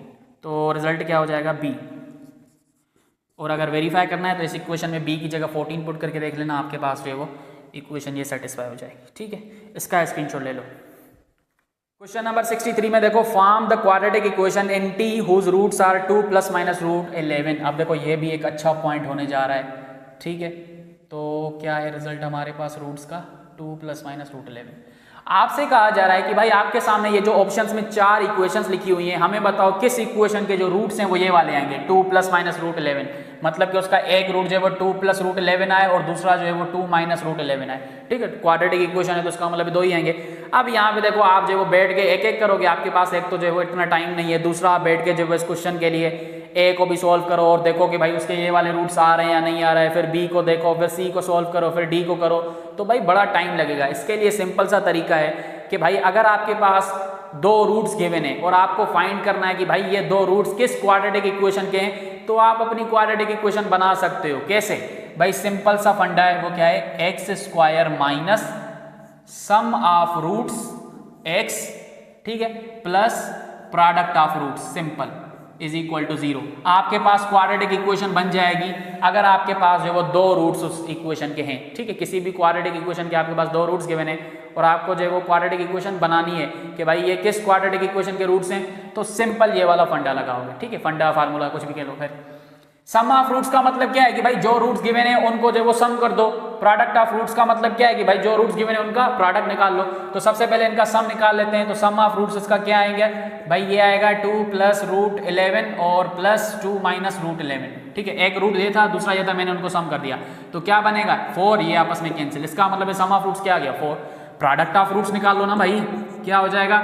2 प्लस रूट 11 को मल्टीप्लाई कर देना है 2 माइनस रूट 11 से, तो ये क्या हो जाएगा? मल्टीप्लाई कर लो 2 टू द 4 माइनस 2 रूट 11, ये कितना हो जाएगा? प्लस 2 रूट 11, और ये हो जाएगा आपस में मल्टीप्लाई माइनस 11, ठीक है। रूट से बाहर आ जाएंगे तो क्या बचेगा? ये आपस में कैंसिल, 4 माइनस 11, इसका मतलब है माइनस का 7। तो प्रोडक्ट ऑफ रूट्स क्या आ गया? -7। सिंपली इसमें पुट करो, क्या हो जाएगा? X square minus sum of roots क्या है? 4x प्लस माइनस माइनस, या ऐसे कर लो प्लस, और प्रोडक्ट ऑफ रूट्स आए -7 is equal to 0। X square minus 4x minus 7 is equal to 0। देखो हमारे पास क्वाड्रेटिक इक्वेशन बन गई कि भाई ये जो दो रूट्स हैं वो इस इक्वेशन के हैं। अब फजूल में हम जो एक एक को सॉल्व करें, अच्छा है ना, हमने खुद ही बना ली। अब यहाँ पर देखो ये आपके पास जो वो t के फॉर्म में, तो x की जगह t कर दो, ये हो जाएगा t square minus 4t minus 7 is equal to 0। तो हमारे पास करेक्ट ऑप्शन क्या हो जाएगा? t square minus 4t minus 7 is equal to 0, option D. देखो कितना चालाक है एग्जामिनर कि भाई अगर आपको ये नहीं पता होता ना, 5 मिनट तो इसमें लग जाते, पहले ए सॉल्व करते, फिर बी सॉल्व करते, फिर सी करते, फिर जाके डी करते, तो आपको पता चलता कि भाई ये वो इक्वेशन है जिसके ये दो रूट्स आने थे। इससे अच्छा है मैंने आपको जो वो एक फार्मूला बता दिया और आप जो आसानी से सॉल्व कर सकते हो। काफ़ी टीचर्स क्या करते हैं, इसको ट्रिक बताते हैं। ये ट्रिक नहीं है, ये बाकायदा कॉन्सेप्ट है। ये आप जो है वो आगे चल के पढ़ोगे, अगर आप जो है वो बीएड साइड जा रहे हो, टीचिंग फील्ड में जा रहे हो, या इवन अगर आप किसी भी फील्ड में जाओगे, वहाँ पर अगर आपके पास क्वाड्रेटिक इक्वेशन से जो है वो पल्ला पड़ा है, तो भाई ये वाला जो है वो आप पढ़ोगे ही पढ़ोगे, ठीक है। और ये फर्स्ट ईयर इंटर में तो वैसे ही होता है, ठीक है। ये कोई ट्रिक नहीं है, वैलिड फार्मूला है। तो हमारे पास ऑप्शन ये आ गया। अब हम करते हैं क्वेश्चन नंबर 64, इसका स्क्रीनशॉट ले लो। देखो अब इसको मिटा देते हैं। अच्छा, आप लोगों को लगेगा कि भाई क्वेश्चंस जो है वो काफ़ी लंबे आ रहे हैं एमसीक्यूज़ के लिहाज से, तो काफ़ी टाइम लगेगा। देखो मैं आपको समझा रहा हूँ तो मुझे जो है वो अपनी स्पीड उस हिसाब से रखनी है। आप जब ये प्रैक्टिस करोगे, आपको क्वेश्चंस आ रहे होंगे, तो टेस्ट में बैठोगे तो आपके पास जो है वो ये 1-1 मिनट के अंदर हो जाएंगे, ठीक है। 50 सेकंड्स 40 सेकंड्स के अंदर। ये मैं जो वो 20 सेकंड्स के अंदर भी कर सकता था, लेकिन मुझे तो समझाया ना है ना, तो मुझे उस हिसाब से जो अपना पेस रखना है। क्वेश्चन नंबर 64 में देखो आपसे कहा जा रहा है which of the following is not a null set. कौन सा जो है हमारे पास सेट नल नहीं है, ठीक है। तो नल का मतलब क्या होता है? एम्प्टी। सबसे पहले वाले को देख लेते हैं, A x such that x is a letter before A in the English alphabet. क्या इंग्लिश अल्फाबेट में कोई ए से पहले लेटर आता है? नहीं आता। इसका मतलब है ए जो है वो नल है। हमसे पूछा जा रहा है कौन सा नल नहीं है, तो ए तो नल है भाई। अगर हम जो है वो बी को देखें तो बी में आपके सामने सेट जो है वो कुछ इस तरह लिखा है, x such that x plus 11 is equal to 11। अगर आप देखो यहाँ पर एक इक्वेशन गिवन है x plus 11 is equal to 11।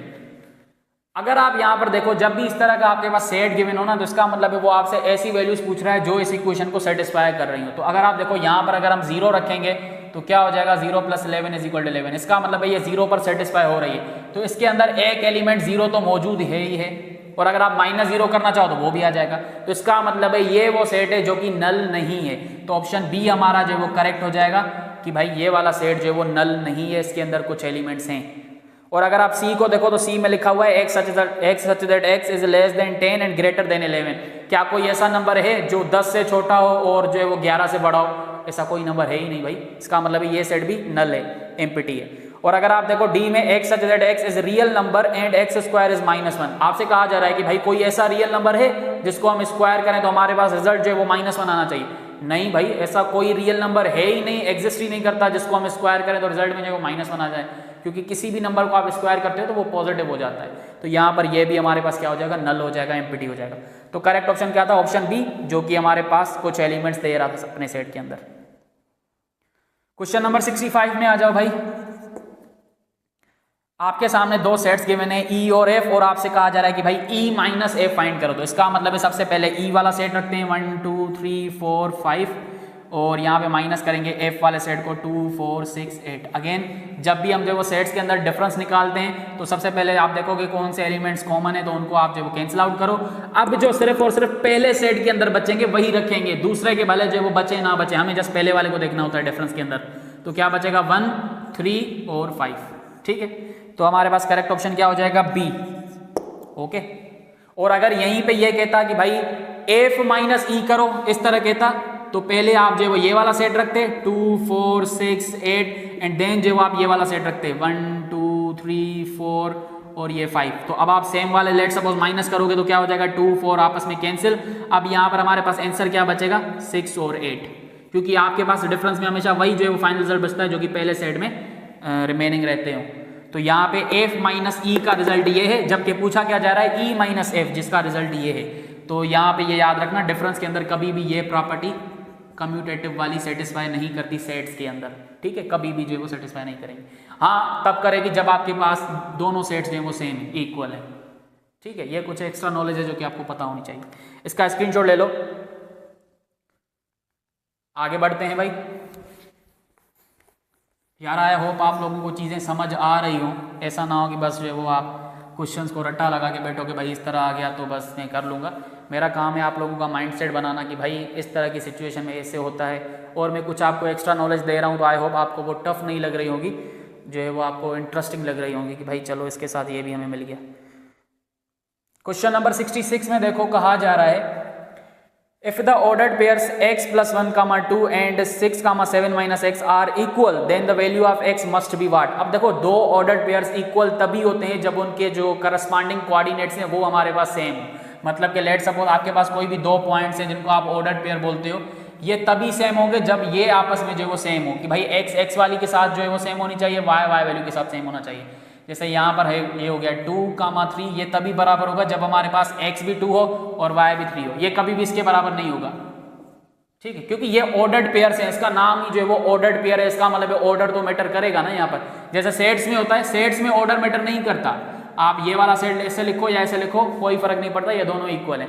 लेकिन ऑर्डर्ड पेयर्स में हम इसको ऐसे नहीं लिख सकते। लेट सपोज आप इसको ऐसे लिख रहे हो, ठीक है, ये आप ऑर्डर्ड पेयर में नहीं कर सकते, सही है।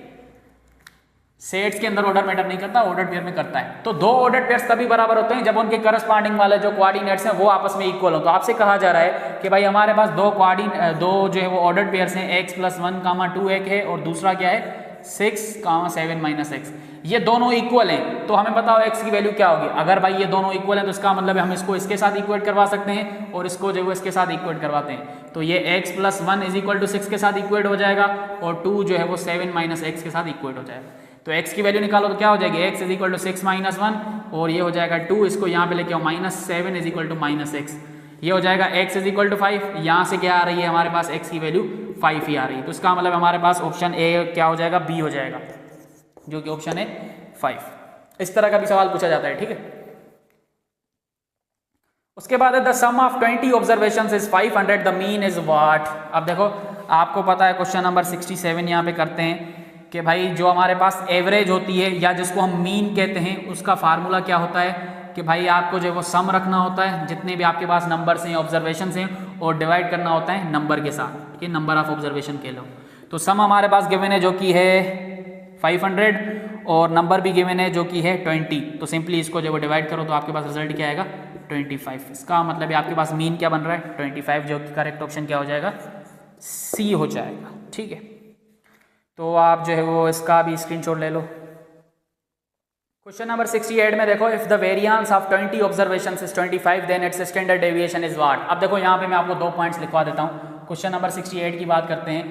भाई जब भी आपके पास जो है वो स्टैंडर्ड डेविएशन पूछी जाए, मैं SD लिख रहा हूँ, ठीक है, नोटेशन यूज नहीं कर रहा कहीं आप जो वो कंफ्यूज ना हो जाओ। जब भी आपसे स्टैंडर्ड डेविएशन पूछी जाए तो आप सिंपली क्या करते हो, वेरिएंस का स्क्वायर रूट निकालते हो, ठीक है, वहाँ पे आपको वेरिएंस गिवन होगी। और जब भी आपको जो है वो वेरिएंस चाहिए होती है तो वहाँ पर आप क्या करते हो, स्टैंडर्ड डेविएशन को स्क्वायर करते हो, ठीक है। ये बेसिकली मैंने यहीं से निकाला है, मैंने दोनों साइड स्क्वायर कर लिया तो वेरिएंस आ गया, स्टैंडर्ड डेविएशन जो है वो स्क्वायर के बराबर हो गया। तो जब भी आपके पास जो है वो वेरिएंस गिवन हो और आपसे जो है वो स्टैंडर्ड डेविएशन पूछी जाए तो आप सिंपली क्या करोगे, वेरिएंस का स्क्वायर रूट निकालोगे। और जब भी आपके पास जो है वो स्टैंडर्ड डेविएशन गिवन हो और आपसे जो है वो वेरिएंस पूछी जाए तो आप सिंपली स्टैंडर्ड डेविएशन का क्या करोगे, स्क्वायर करोगे। तो यहाँ पर देखो पूछा जा रहा है if the variance of 20 observations is 25 then its standard deviation is what. तो यहाँ पर हमसे स्टैंडर्ड डेविएशन पूछी जा रही है, हमारे पास वेरिएंस गिवन है, तो मैं क्या करूंगा, वेरिएंस का स्क्वायर रूट निकालूंगा तो मेरे पास स्टैंडर्ड डेविएशन आ जाएगी। तो कितनी हमारे पास वेरिएंस है 25, सिंपली इसका स्क्वायर रूट निकालो तो 5 आएगा। तो इसका मतलब है ऑप्शन डी। ये 2 पॉइंट्स याद रख लेना, पूछे जाते हैं ज़्यादातर। क्वेश्चन नंबर 69 भी देख लो भाई। अ train is moving at a uniform speed of 120 kilometre per our, how far it will travel in 20 minutes. आपसे कहा जा रहा है एक ट्रेन जो है वो 120 किलोमीटर पर आवर की स्पीड से जो है वो अपना डिस्टेंस तय कर रही है, हमें बताओ कि 20 मिनट के अंदर जो है वो कितना ये ट्रेवल करेगी। तो यहाँ पे आप सिंपली रेट वाला मेथड भी कर सकते हो कि भाई अगर हमें ये देखना हो कि भाई ये 1 मिनट के अंदर जो है वो कितना डिस्टेंस तय कर रही है तो ये हो जाएगा 60, क्योंकि एक आवर में 60 मिनट्स होते हैं तो मैंने इसको मिनट्स में कन्वर्ट कर लिया। तो अब हमारे पास ये जो रिजल्ट आया वो क्या आया कि भाई ये 2 किलोमीटर जो है वो तय कर रही है 1 मिनट के अंदर। हमें इससे जो है वो 20 मिनट्स के बारे में पूछा जा रहा है तो इसको 20 से मल्टीप्लाई कर दो, तो इसका मतलब है 40 किलोमीटर जो है वो ये तय करेगी ट्रेन 20 मिनट के अंदर, ठीक है। या वैसे आप कॉमनली भी देख सकते थे कि भाई ये यूनिफॉर्म स्पीड के साथ मूव कर रही है, तो इसका मतलब है अगर 1 घंटे में जो है वो 120 किलोमीटर डिस्टेंस तय कर रही है तो 1 घंटे को अगर हम 20-20 मिनट्स में जो वो डिवाइड कर लें तो हमारे पास क्या बनेगा, 40 किलोमीटर बन जाएगा। तो कॉमन सेंस भी है और मैनुअल भी कर सकते हो, ठीक है। क्वेश्चन नंबर 70 में भी देख लो कि भाई कौन सी प्रॉपर्टी यूज़ हो रही है ए एक्स प्लस वाई के साथ। तो ए पहले एक्स से मल्टीप्लाई होता है, बीच में प्लस आ जाता है, फिर ए जो है वाई से मल्टीप्लाई हो जाता है। ये कौन सी प्रॉपर्टी होती है, डिस्ट्रीब्यूटिव प्रॉपर्टी होती है, जो कि हमारे पास ऑप्शन डी हो जाएगा, ठीक है। 69 में क्या ऑप्शन हो जाएगा, 69 में हो जाएगा बी, ओके। क्वेश्चन नंबर 71 करते हैं, इसका स्क्रीनशॉट ले लो। क्वेश्चन नंबर 71 में देखो भाई, क्वेश्चन नंबर 71 में कहा जा रहा है in a class 54 students and the ratio of girls to boys is 4:5, the number of girls in the class is. अब देखो ये तो बड़ा आसान है, आपसे कहा जा रहा है कि भाई जो गर्ल्स टू बॉयज़ हमारे पास रेशियो है वो क्या है 4:5, और हमारे पास टोटल स्टूडेंट्स क्लास में कितने हैं 54 हैं। तो हमें बताओ कि भाई गर्ल्स का जो है वो कितना नंबर है। तो सिंपली ये क्या हो जाएगा, गर्ल्स का रेशो जो है वो 4:5 है, तो सॉरी गर्ल्स और बॉयज़ का रेशो आपस में 4:5 है, तो हमें गर्ल्स का नंबर चाहिए। गर्ल्स वाला जो नंबर है वो न्यूमरेटर में रहेगा जो पार्ट है, और जो टोटल आ जाएगा वो आ जाएगा डिनोमिनेटर में। तो 4 और 5 9 हो जाएगा, मल्टीप्लाई बाय टोटल से कर देंगे तो हमारे पास बन गया 9 1 9 6 9 54। तो 6 को 4 से करोगे तो 24। हमारे पास रिजल्ट आ गया भाई, गर्ल्स कितनी है 24। और अगर यहीं पर बॉयज़ का पूछता तो बॉयज़ वाला पार्ट यहाँ पे न्यूमरेटर में रखते, divided by total multiply by total number, तो हमारे पास बॉयज़ दिए जाते हैं। ये हमेशा ऐसा क्यों होता है, कोई भी क्लास होता है वहाँ पे गर्ल्स जो है वो बॉयज़ से कम ही होती है। प्रॉब्लम में भी कम है, प्रॉब्लम मीन्स के वर्ड प्रॉब्लम में, क्वेश्चन में। क्वेश्चन नंबर 72 देख लो भाई, if x is equal to 800 what is the value of 5√2x। ठीक है, तो x की जगह हम जो है वो 800 रखेंगे तो ये हो जाएगा 2 मल्टीप्लाई बाय 800, इसका मतलब है ये 1600 हो जाएगा। ठीक है, अब हम बच्चे नहीं रहे हैं तो इतने स्टेप्स नहीं करेंगे। 5 इसका रूट सॉल्व करोगे तो कैसे आएगा, ये आएगा 40, सही है। और अब हम यहाँ पे मल्टीप्लाई करेंगे तो ये हो जाएगा 200। तो हमारे पास रिजल्ट क्या आ गया, सी। उसके बाद हमारे पास क्या है जी, question number 73, which of the following is equivalent to 123.456 into 10⁻7 10⁻⁻7। तो ये तो सिंपली आपको जो वो शिफ्टिंग ही करनी है। ठीक है, अगर आप चाहते हो कि मैं पॉइंट जो वो शिफ्ट करूं तो आप डायरेक्टली भी कर सकते हो। ठीक है, अब ये -7 है तो हमें इसको +7 बनाने के लिए क्या करना पड़ेगा, लेफ्ट साइड जो वो हमें मूव करना पड़ेगा राइट से। ठीक है, तो हमारे पास +7 जो है वो आ जाएगा ऊपर, तो हमारे पास 10 वाला जो पावर है वो खत्म हो जाएगा। साइंटिफिक नोटेशन तो पढ़ी ही होगी भैया आप लोगों ने। तो हमारे पास क्या है 123.456 इंटू 10⁻⁻7। यहाँ पे किसी तरह +7 लेके आना है ताकि ये जो है वो 1 के बराबर हो जाए और हमारे पास ये जो नंबर है वो साइंटिफिक नोटेशन से सीधा ऑर्डिनरी नंबर में कन्वर्ट हो जाए। तो +7 कैसे आएगा, अगर हम पॉइंट को जो है वो राइट से लेफ्ट की तरफ क्या करें 7 टाइम्स शिफ्ट करें। ठीक है, क्योंकि राइट से जब हम लेफ्ट की तरफ जाते हैं तो प्लस में हमारे पास नंबर आता है। ठीक है, तो इसको जो वो 7 टाइम्स शिफ्ट करो तो कितना होगा, 1 2 3 4 5 6 7। इसका मतलब है यहाँ पर फिर हम जीरोस लगा सकते हैं। तो ये 0 0 0 0 0 और यहाँ पे तो 1 आएगा ना, 1 2 3 4 5 6।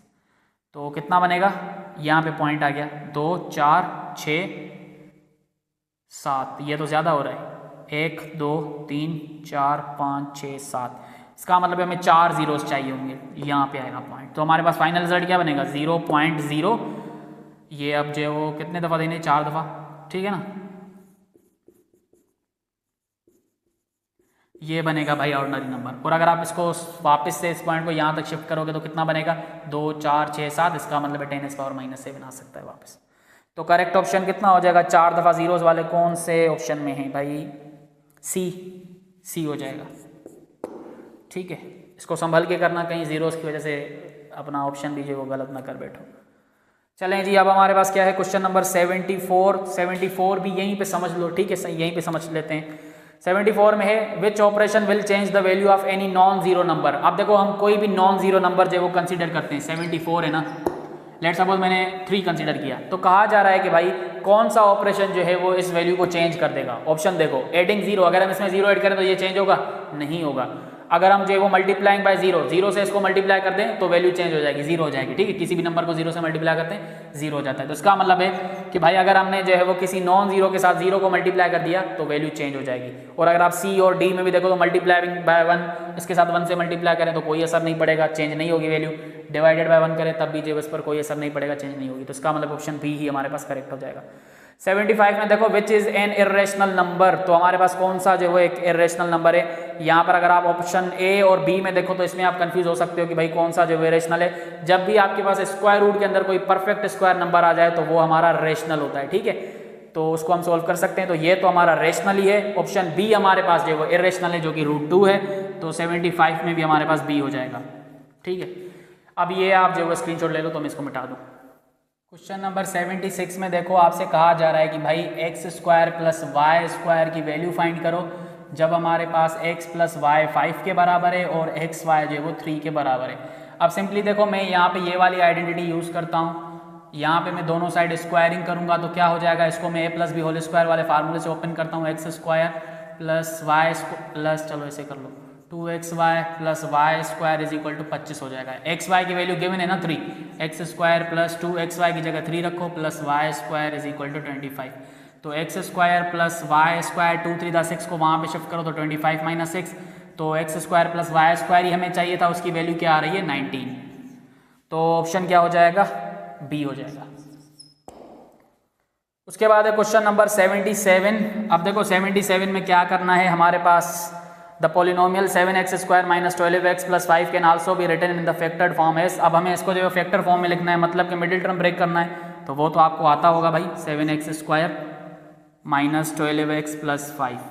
अब देखो फैक्टर फॉर्म में कैसे कन्वर्ट करते हैं या इसको मिडिल टर्म कैसे ब्रेक करते हैं। आप क्या करोगे, ये जो हमारे पास टर्म है और ये जो कांस्टेंट है इसको आपस में मल्टीप्लाई करोगे तो क्या बनेगा 35x², ठीक है।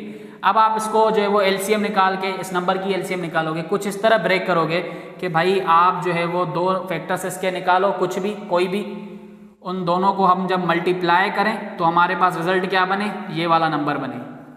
और जब हम उन दो नंबर्स को आपस में ऐड करें तो ये वाला मिडिल टर्म बन जाए। अगर दोनों बातें सेटिस्फाई हो रही हैं तभी आपका जो मिडिल टर्म सही से ब्रेक होगा, ठीक है।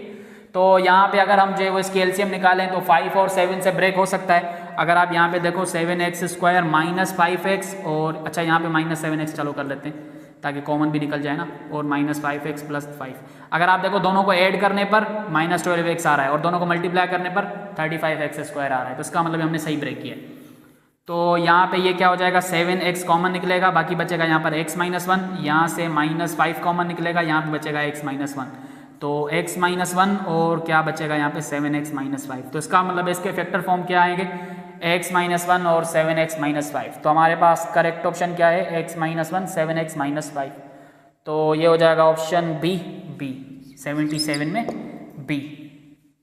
क्वेश्चन नंबर 78 में भी देखो भाई ये तो फिर से काम नहीं कर रही। 78 में क्या है, x² + x = 6 को हमें सोल्व करना है। अब देखो ये क्वाड्रेटिक इक्वेशन है, अगेन इसी पे कर लेते हैं x, और यहाँ पे मैं इसको शिफ्ट करके ले आया। तो अब इसको जब वो ब्रेक कर सकते हैं ना, 2 और 3 से ब्रेक हो सकता है, हाँ हो सकता है। x² + 3x - 2x - 6 = 0। तो x कॉमन, बाकी बचेगा x + 3, यहाँ से -2 कॉमन, x + 3 = 0। तो x प्लस 3 और x minus 2 is equal to 0। x की एक वैल्यू -3 आ रही है और दूसरी वैल्यू 2 आ रही है, तो 2 और -3 हमारे पास कौन से ऑप्शन में है? सी में। ठीक है, क्वेश्चन नंबर 79 को देखो, हमसे कहा जा रहा है if z is equal to 3 is a solution of the equation z square plus k z plus 15 is equal to 0 then value of k is what. अब देखो ये जो हमारे पास इक्वेशन लिखी हुई है इसका सोल्यूशन क्या है? 3, तो इसका मतलब हम इसके अंदर वो पुट कर सकते हैं। तो ये क्या हो जाएगा, पहले मैं इक्वेशन लिख देता हूँ, z स्क्वायर प्लस जेड के या के जेड लिख सकते हैं प्लस 15 इज इक्वल टू 0। तो z की जगह हम 3 पुट कर रहे हैं, तो ये हो जाएगा 9 plus 3k plus 15 is equal to 0। तो 9 और 15 24, 3k और 24 को वहाँ पे शिफ्ट करो तो माइनस का 24, 3 × 3 और 8 × 3 24। तो इसका मतलब है k की वैल्यू क्या आ रही है? -8। ठीक है, अब ये पेन काम ही नहीं कर रही भाई, -8 बी ऑप्शन करेक्ट हो जाएगा। क्वेश्चन नंबर 80 में देखो भाई, हमें जो है वो सॉल्व करना है square root of y minus 2 is equal to -4 को। तो यहाँ पे स्क्वायरिंग ऑन बोथ साइड कर लो, तो ये जो है वो कैंसिल हो जाएगा। y minus 2 is equal to 16, 2 को वहाँ पे शिफ्ट करो तो 18 हो जाएगा, तो y की वैल्यू 18 आ गई। ठीक है,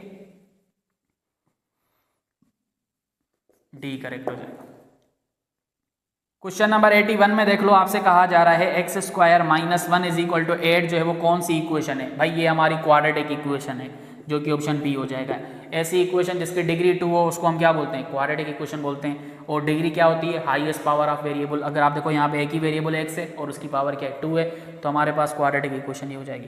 क्वेश्चन नंबर 82 में देखो, आपके पास कहा जा रहा है x माइनस 2 और x प्लस 3 जो है वो इनकी प्रोडक्ट 0 के बराबर है, तो हमें x की वैल्यू बताओ।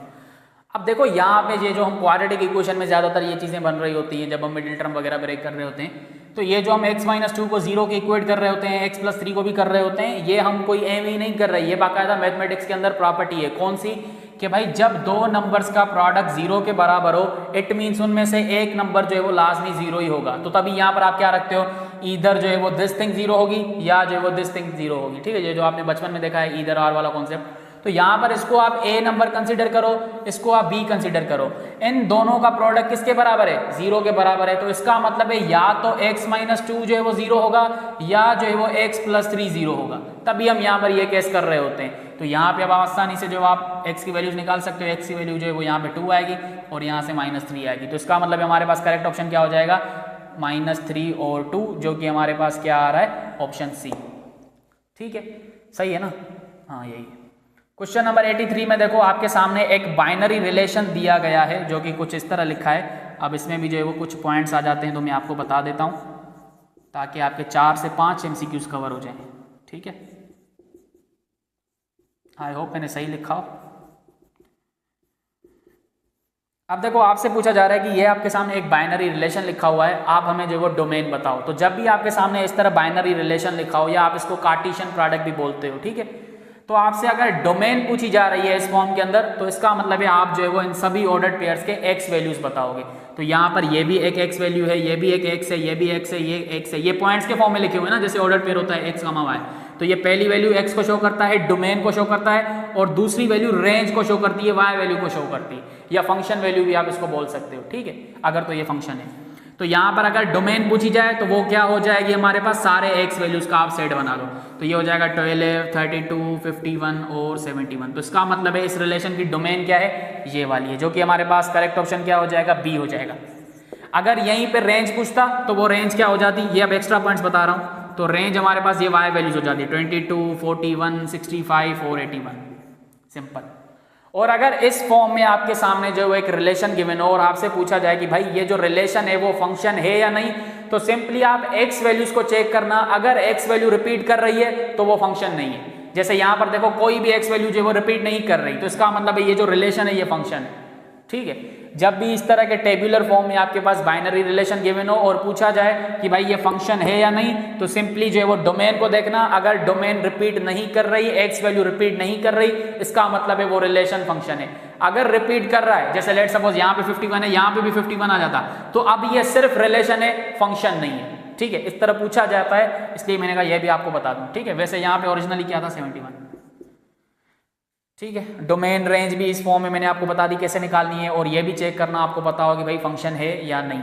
ठीक, क्वेश्चन नंबर 84 में देखो, हमसे पूछा जा रहा है find the distance between 2 points 8, 2 और 3, 8 टू द नियरेस्ट 10th। हमारे पास 2 पॉइंट्स हैं, एक पॉइंट को हमने P नाम दिया हुआ है 8,2 और दूसरा पॉइंट क्या है Q 3,8। अब देखो डिस्टेंस का फार्मूला क्या होता है जब आपके पास 2 पॉइंट्स गिवन हो। देखो इसको अगर आप ग्राफिकली देखो तो इसका मतलब ये है कि भाई आपके पास कोई भी 2 पॉइंट्स है, उनके दरमियान का जो वो डिस्टेंस पूछा जा रहा है। अब ये पॉइंट्स जाहिर सी बात है ऑर्डर्ड पेयर के फॉर्म में होंगी, ठीक है। तो इसके लिए हमारे पास फार्मूला होता है जब हमारे पास 2 पॉइंट्स का डिस्टेंस पूछा जाए तो वो होता है y2 minus y1 whole square plus x2 minus x1 whole square, ठीक है। तो सिंपली इसमें पुट कर दोगे, यहाँ पे आप जो है इसको x1 और इसको y1 ले लो, ये हमारे पास क्या हो जाएगा x2 और ये हो जाएगा y2। तो इसमें पुट कर दो तो ये क्या हो जाएगा 8 माइनस y1 हमारे पास क्या है 2 होल स्क्वायर प्लस x2 हमारे पास 3 है और x1 हमारे पास 8 है होल स्क्वायर। तो ये हो जाएगा हमारे पास 8 माइनस 6 का मतलब है स्क्वायर 36 प्लस 3 माइनस 8 इसका मतलब है 5 का स्क्वायर 25। तो हमारे पास 36 प्लस 25 कितना होता है, ये होता है 61। तो 61 का जब आप रूट निकालोगे, अगर मैं ऑप्शंस को भी थोड़ा सा देखूं तो ये 7.8 ही आएगा पक्का, ऑप्शन सी। अब देखो ये मैंने कैसे अंदाजा लगाया, हालांकि ये एक इरेशनल नंबर है, आप इसको सोल्व नहीं कर सकते। अब देखो इसके करीब तरीन कौन से परफेक्ट स्क्वायर्स हैं, अगर आप देखो ये 61 है तो इसके करीब तरीन कौन कौन से परफेक्ट स्क्वायर्स हैं। अगर आप देखो एक तो 49 है, ठीक है, उसके बाद जो वो 64 है, तो इसका मतलब है 49 इसके करीब तरीन एक परफेक्ट स्क्वायर है और दूसरा हमारे पास क्या है 64 है। जब मैं इनके रूट्स निकालूंगा तो आंसर क्या आएगा, इसका 7 आएगा, इसका 8 आएगा। तो इसका मतलब है ये जो रूट 61 है ये इनके दरमियान ही कहीं लाया कर रहा है, तो इसकी वैल्यू भी 7 और 8 के दरमियान ही कहीं लाया कर रही होगी। तो यहाँ पर हमारे पास वो ऑप्शन गिवन है 7.8, जो कि 7.8 हमारे पास 7 और 8 के दरमियान ही लाया करता है। तो इसका मतलब है रूट 61 जो है वो 7.8 ही हो जाएगा, ठीक है। उसके बाद हमारे पास है find the coordinates of the mid point of the segment whose end points are. अब देखो यहाँ पे मिड पॉइंट वाला भी कॉन्सेप्ट बता देता हूँ। आपके सामने लेट सपोज जो है वो 2 पॉइंट्स हैं, एंड पॉइंट्स, एक ये हो गया एक ये हो गया। आपसे जो वो सेंटर वाला पॉइंट पूछा जाता है, तो सिंपली इसका फार्मूला क्या होता है, मिड पॉइंट को हम x से जो है वो रिप्रेजेंट करते हैं। मिड पॉइंट हमारे पास बराबर होता है x1 प्लस x2 अपान में 2 कामा y के लिए क्या होगा y1 प्लस y2 अपान में 2, सिंपल। अब आपको जो भी 2 पॉइंट्स गिवन है वो आप सिंपली इसमें पुट करोगे तो आपके पास मिड पॉइंट आ जाएगा। तो यहाँ पे हम जो है वो निकाल लेते हैं। एक पॉइंट हमारे पास 8,2 है, लेट सपोज इसको आप 8,2 कंसीडर करो, और दूसरी एंड का हमारे पास गिवन है 6,10। तो ये हमारे पास x1, ये x2, ये y1, ये y2, सिंपली इसमें पुट करोगे तो ये क्या हो जाएगा 8 प्लस 6 अपान में 2 कामा 2 प्लस 10 अपान में 2। तो ये टोटल कितना हो जाएगा हमारे पास 8 और 6 14 डिवाइडेड बाई 2, इसका मतलब है 7, 2 प्लस 10 12 डिवाइडेड बाई 2, इसका मतलब है 6। तो 7,6 हो गया हमारे पास। मिड पॉइंट क्या आ रही है 7,6, सही है। तो करेक्ट ऑप्शन सी। अब देखो कभी कभी क्या होता है, आपको एक एंड पॉइंट देंगे, एक मिड पॉइंट देंगे और आपसे दूसरा एंड पूछेंगे, तो सेम फार्मूला लगाना, सिर्फ मिड पॉइंट की जगह अपनी जो मिड पॉइंट गिवन होगी वो आप यहाँ पे लगा देना, ठीक है। लेट सपोज आपको ये वाला पॉइंट गिवन है, ये भी गिवन है मिड पॉइंट, और ये वाला पॉइंट नहीं गिवन, ये आपसे पूछी जा रही है। तो सिंपली क्या कर देना, यहाँ पर x2 आप कंसीडर कर लेना कि भाई अननोन है तो हम उसको फाइंड कर रहे हैं, y2 भी आप यहाँ पे अननोन फाइंड कर लेना, ठीक है, सपोज कर लेना। अब आपको पता है 2 ऑर्डर्ड पेयर्स कब बराबर होते हैं, जब उनके x कोऑर्डिनेट आपस में इक्वल हो और y कोऑर्डिनेट्स आपस में इक्वल हो। तो इन दोनों को आपस में इक्वेट करवा लेना, 8 plus x2 upon 2 is equal to 7, और y कोऑर्डिनेट के लिए क्या करना 6 is equal to 2 plus y2 upon में 2। तो आपके पास क्या आएंगे, 2 जो है वो इक्वेशंस बन जाएंगी, एक x के लिए एक y के लिए, x कोऑर्डिनेट यहाँ से आ जाएगा और y कोऑर्डिनेट यहाँ से आ जाएगा। तो हमारे पास ये वाला पॉइंट आ जाएगा, ठीक है। इस तरह भी पूछा जाता है। अब ये खुद देख लेना, मैं यहाँ पे थ्योरी नहीं पढ़ा रहा, मैं MCQs करवा रहा हूँ, तो मेरा काम है थोड़ा सा आइडिया दे देना। अच्छा जी, उसके बाद हमारे पास क्या है, question number 86, what is will be the slope of 2,9 और 5,-6। हिंट भी अब यहाँ पे गिवन है, मतलब कि स्लोप का उन्होंने फार्मूला ही दे दिया कि भाई अगर आपको स्लोप फाइंड करना है 2 पॉइंट्स के दरमियान तो आप कैसे निकालोगे, उसका फार्मूला होता है। अब ये मैं मिटा देता हूँ, आप इसका स्क्रीनशॉट ले लो।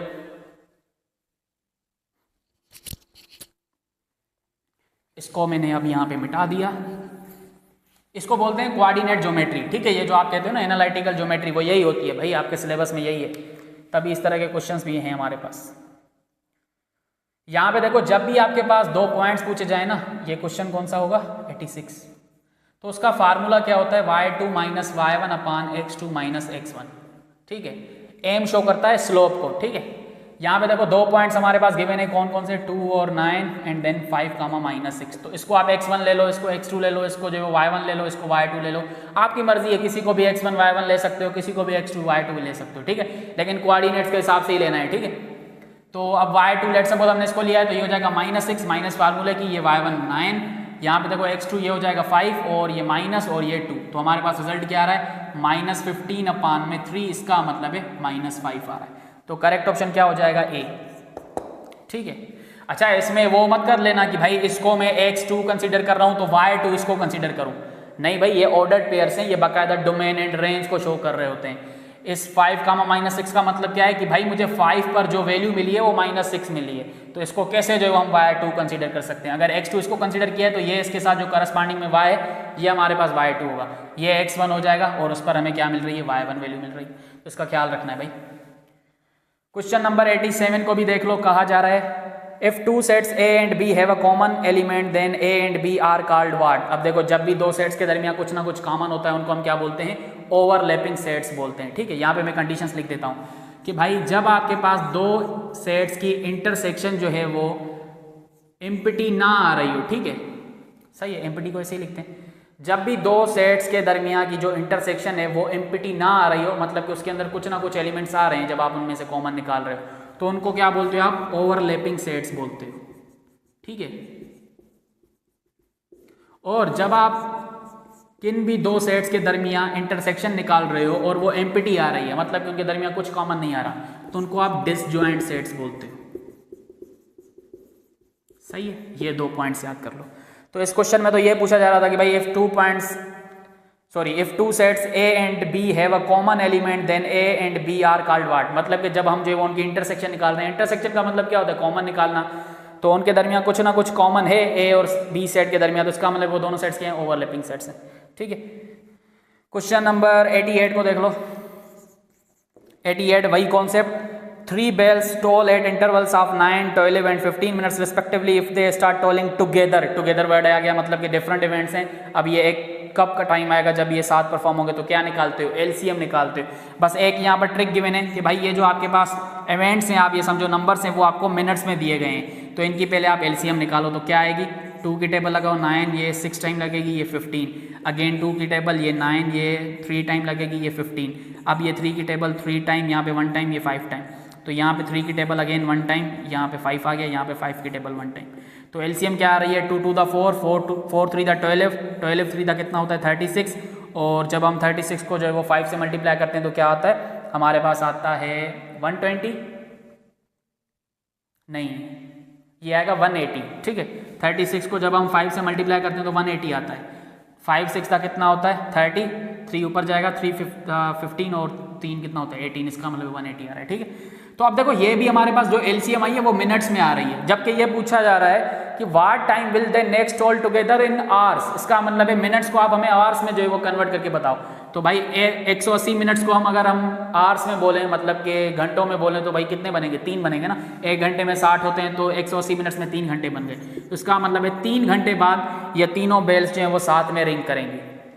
अगर मिनट्स में पूछता तो 180 हमारा आंसर होता, लेकिन ये आवर्स में पूछ रहा है तो हमने इसको आवर्स में कन्वर्ट करके ही बताया, जैसा पूछोगे वैसा बताएंगे, ये वाला एटीट्यूड। क्वेश्चन नंबर 89 में देखो सिलेंडर की जो है वो सरफेस एरिया पूछी जा रही है, तो हमारे पास यहाँ पे डेटा गिवन है, हाइट जो है वो 10 और रेडियस जो है वो 2 गिवन है। अब आपको पता है सरफेस एरिया ऑफ सिलेंडर क्या होती है, 2πr, ये अब याद रखना पड़ेगा फार्मूला, r+h, ठीक है, या h+r भी कर सकते हो, कम्यूटेटिव होते हैं। अब देखो यहाँ पे ऑप्शंस मैंने देखा तो ये पाए के फॉर्म में ही गिवन है, तो आप पाए को ओपन नहीं कर सकते, ठीक है, यहाँ पे जरूरत ही नहीं है 3.14 रखने की। तो 2π सेम, रेडियस हमारे पास 2 गिवन है, रेडियस अगेन 2 गिवन है, हाइट हमारे पास 10 है, तो ये हो जाएगा 2 to the 4π, और यहाँ पे ये 2 और 10 कितने हो जाएंगे आपस में 12, तो 4 को 12 से करोगे तो 48π, तो इसका मतलब हमारे पास रिजल्ट क्या आ गया 48π, ऑप्शन बी। ओके,